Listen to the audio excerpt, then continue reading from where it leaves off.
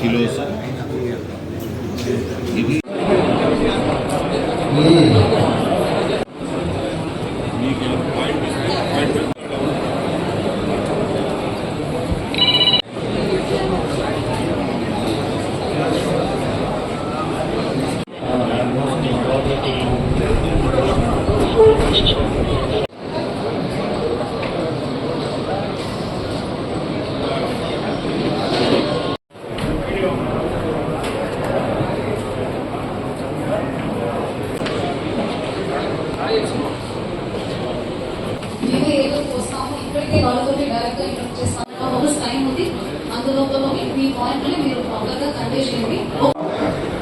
అదేవిధంగా మన special CS గారిని కూడా వేదిక మీదకి రావాల్సిందిగా ఆహ్వానిస్తున్నాం.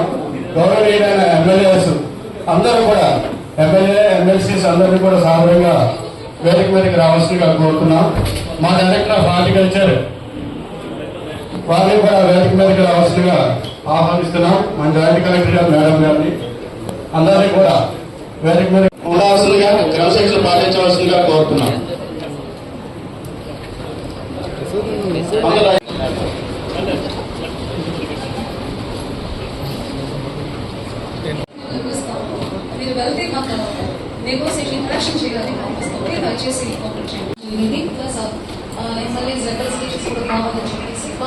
ఉన్నాయి కాబట్టి ప్రభుత్వం యొక్క ఆదేశాల మేరకు ఇక్కడికి రాష్ట్ర వ్యవసాయ శాఖ మంత్రులు శ్రీ అచ్చెన్నాయుడు సార్ గారు, అదేవిధంగా డిస్ట్రిక్ట్ మినిస్టర్ గారు, హౌసింగ్ మినిస్టర్ గారు, అదేవిధంగా డిఫరెంట్ శాసనసభ్యులకు సంబంధించిన గౌరవనీయ శాసనసభ్యులు అందరూ కూడా రావడం జరిగింది. దీని మీద ఇప్పటివరకు ప్రభుత్వం తీసుకున్న చర్యలు, అదేవిధంగా మీ యొక్క వ్యూస్ కూడా తీసుకొని ఫర్దర్ యాక్షన్ వచ్చేసి మనం ప్రకటించడం జరుగుతుంది. నా request special CSR to address the gallery. రాష్ట్ర ప్రభుత్వం, ఎన్డీఏ ప్రభుత్వం ప్రతి ఒక్కరూ మాట్లాడతాం, రైతే రాజు, రైతే ఈ దేశానికి వెన్నుముకని. కానీ రైతుకి చిన్న ఇబ్బంది వచ్చినా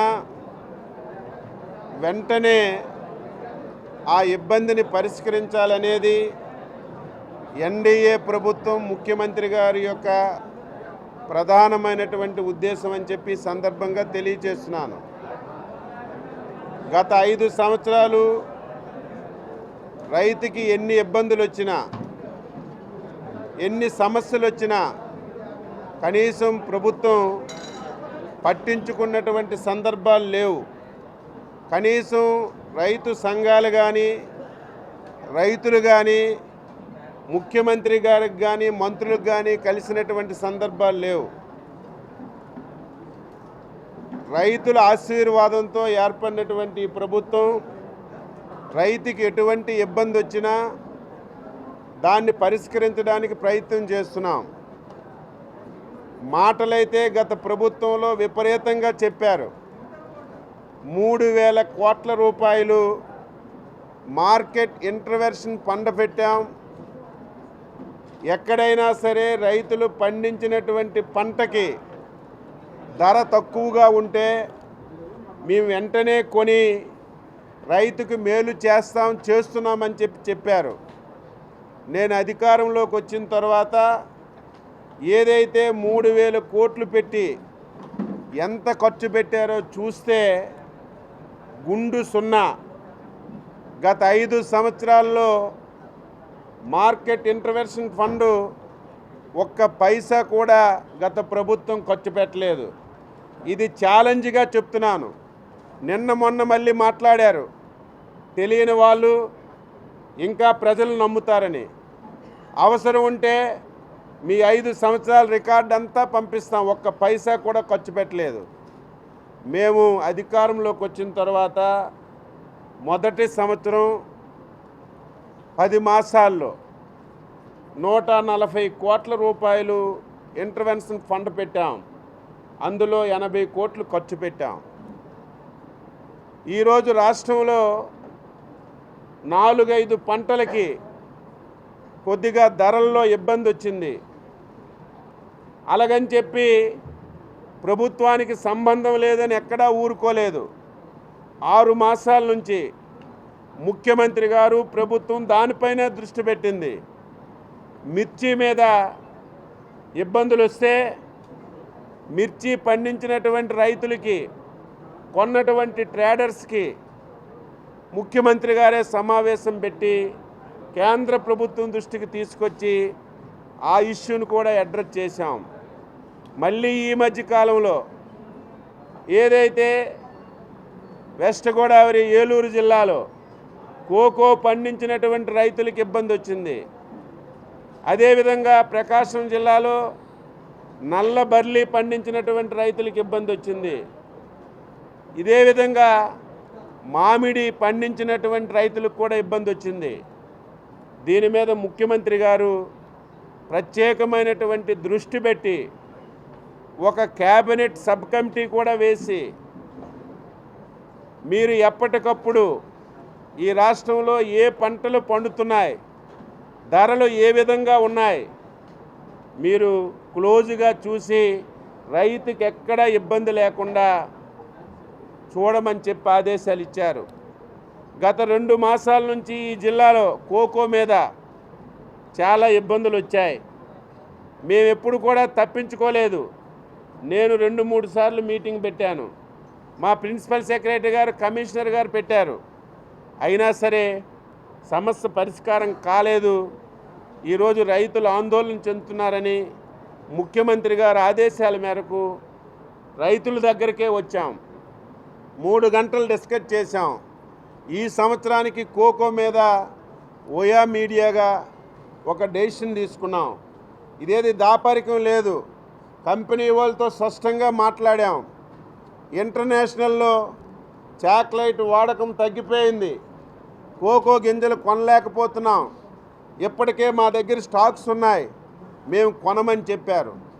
గట్టిగా వాదిస్తే మీరు చెప్పారు కాబట్టి కొంటాం, అది కూడా 450 కంటే ఎక్కువ కొనలేమని చెప్తే మేము చాలా స్పష్టంగా గట్టిగా చెప్పాం.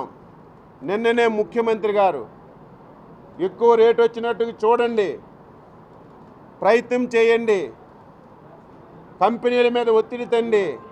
ఒకవేళ వాళ్ళు వినకపోయినా సరే నష్టం వస్తే మనమే భరిద్దాం 10-15 కోట్లైనా అని చెప్పి 500 రూపాయలకి తక్కువ లేకుండా స్పష్టంగా కొనమని ముఖ్యమంత్రి గారు ఆదేశాలు ఇచ్చారు.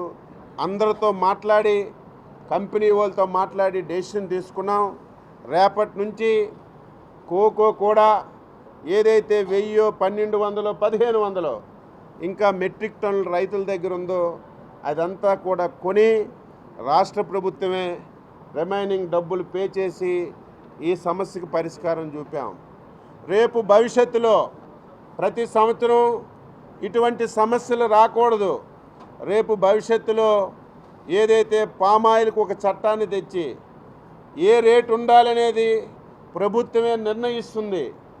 రేపు కోకో కూడా అదే విధమైనటువంటి చట్టాన్ని తీసుకొచ్చి ఇంటర్నేషనల్ మార్కెట్లో ఏ రేట్లు ఉన్నాయి, ఇక్కడ ఏ రేట్లు ఉన్నాయి, ఓయా మీడియాగా ఎవరికి ఇబ్బంది లేకుండా ఏ రేటు ఫిక్స్ చేస్తే ఆ రేటుకి కొనే విధంగా ఒక చట్టాన్ని రూపొందించడానికి ముఖ్యమంత్రి గారు డైరెక్షన్ ఇచ్చారు. మేమందరం ఆలోచన చేస్తున్నాం. రైతులకు కూడా కోరుతున్నాను, ఈరోజు క్వాలిటీ ప్రతి దగ్గర చూస్తున్నారు. మీరు ఏ వస్తువు కొన్నా సరే టాప్ ప్రయారిటీ క్వాలిటీకి ఇస్తున్నారు. క్వాలిటీ కూడా మనం చూసుకోవాల్సినటువంటి అవసరం ఉంది. దాని మీద రైతులకి ప్రత్యేకంగా ట్రైనింగ్ ఇచ్చి క్వాలిటీ కూడా పెంచడానికి ఏం చేయాలి, డ్రయర్స్ ఇచ్చి వారికి ఇంకా ఎక్కువ రేటు రావడానికి ఏం చేయాలనేది ఒక ప్రణాళికాబద్ధంగా, ఎందుకంటే కోకో అంతర పంట, దీనివల్ల అదనపు ఆదాయం వస్తుంది, రైతుకి మేలు జరుగుతుంది. కాబట్టి దీని మీద ప్రత్యేకమైనటువంటి దృష్టి పెట్టాం. రేపు భవిష్యత్తులో సమస్య లేకుండా పరిష్కారం రావడానికి ప్రయత్నం చేస్తాం. ఇక రెండవది నల్ల బెర్లీ. చాలా ఇబ్బందులు ఉన్నాయి. ఎక్స్పోర్ట్ అంతా ఆగిపోయింది. ఆ రైతులు కూడా సమస్యలతో ఉన్నారు. రేపు మళ్ళీ అగ్రికల్చర్ డిపార్ట్మెంట్ అంతా ప్రకాశం జిల్లా మార్టూరుకి వెళ్తున్నాం. అక్కడ కూడా ఇదే విధానంతో రైతుల్ని, కంపెనీ వాళ్ళని, టొబాకో బోర్డుని మళ్ళీ కూర్చోబెట్టి రైతులకి ఈరోజు సమస్యని పరిష్కరించడానికి ప్రయత్నం చేస్తాం. అక్కడ కూడా 20,000 మెట్రిక్ టన్నులు పండేది గత సంవత్సరం విపరీతం ధరలు వచ్చాయి, దాన్ని డబల్ చేశారు. 40,000 మెట్రిక్ టన్నులు నల్లబెల్లి పండించారు, 40,000 కేజీలు పండించారు. ఒకేసారి పంట డబల్ చేశారు. గోడమ్స్లో ఉన్నాయి. అందుకే ముఖ్యమంత్రి గారు స్పష్టంగా ఆదేశాలు ఇచ్చారు.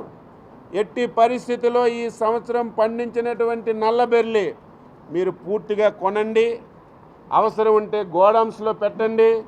వచ్చే సంవత్సరానికి నల్లబెర్లిని పండించకుండా మీరు హాలిడే ఇవ్వండి తప్ప ఈ సంవత్సరం ఇబ్బంది లేకుండా చూడమన్నారు.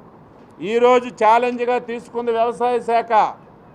ఎక్కడ ఏ పంట పెట్టాలి, ఏ మోతాదుల్లో పెట్టాలి, డిమాండ్ ఎలాగుంది, రేట్లు ఎలాగున్నాయి.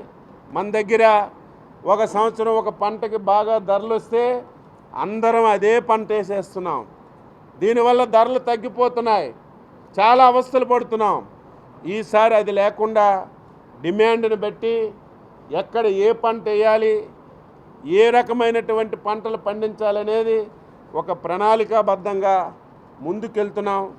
రైతులకు ఒకటే తెలియచేస్తున్నాను, ఇది రైతు ప్రభుత్వం. ఎప్పుడూ ఇటువంటి నిర్ణయాలు ఏ ప్రభుత్వం చేయలేదు. మొదటిసారి ఎక్కడ రైతుకు సమస్య ఉన్నా, ఎక్కడికి రైతు ఇబ్బంది ఉన్నా వెంటనే మేము వెళ్ళి పరిష్కరించడానికి ప్రయత్నం చేస్తున్నామని సందర్భంగా తెలియజేస్తూ, ఈరోజు కోకో సమస్యకు పరిష్కారం దొరికింది. రేపు నల్లబెర్లీకి, రేపు ఇంకా భవిష్యత్తులో మామిడి కూడా ఎక్కువ ప్రొడక్షన్ వచ్చింది. దాన్ని కూడా ఈరోజు ఏం చేయాలో ఆలోచన చేసి ముందుకెళ్తామని ఈ సందర్భంగా తెలియజేస్తూ, రాలేదని, కౌలు రైతుల రేట్లు పెరిగాయని ఎవరు అధైర్యపడకుండా ఏదో నష్టం వచ్చిందని ఆత్మహత్యలు చేసుకొని మీ ప్రాణాలు తీసుకోకూడదు. ఈ ప్రభుత్వం మీది. తప్పనిసరిగా ఒక టార్గెట్ పెట్టుకున్నాం. ఆంధ్రప్రదేశ్ రాష్ట్రంలో రైతు అనే వ్యక్తి ఆత్మహత్య చేసుకోకూడదు, జీరో ఉండాలి. దానికి అవసరమైతే 10 రూపాయలు ఎక్కువైనా రాష్ట్ర ప్రభుత్వం ఖర్చు పెట్టి వ్యవసాయానికి మేలు చేయాలని ప్రయత్నం చేస్తున్నాం.